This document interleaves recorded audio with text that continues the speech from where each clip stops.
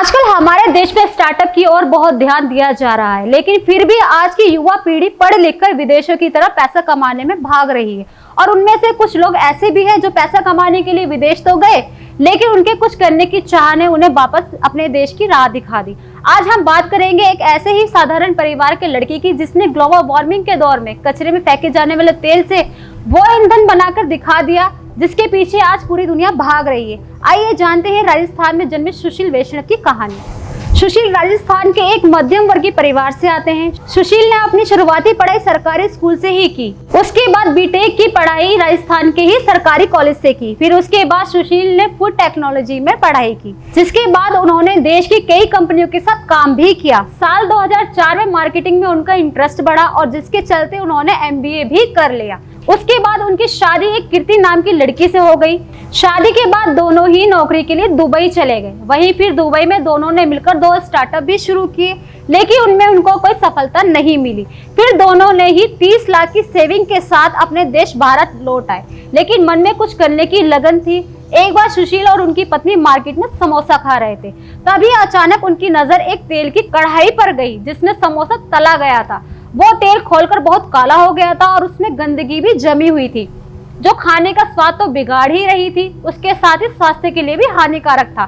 तब सुशील ने सोचा कि इस वेस्ट ऑयल को कैसे यूज किया जाए, और बस फिर क्या था, सुशील लग गए रिसर्च में। उन्होंने इंटरनेट से बहुत सी जानकारियां जुटाई और कुकिंग ऑयल को रीयूज करने का सोचा, और आखिरकार कड़ी मेहनत के बाद उन्होंने पता लगा ही लिया कि इससे बायोडीजल जो कि ग्रीन फ्यूल बनाया जा सकता है।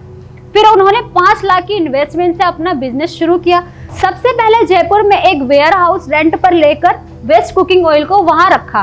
फिर धीरे धीरे अपनी टीम बनाई, साथ ही कंटेनर खरीदा।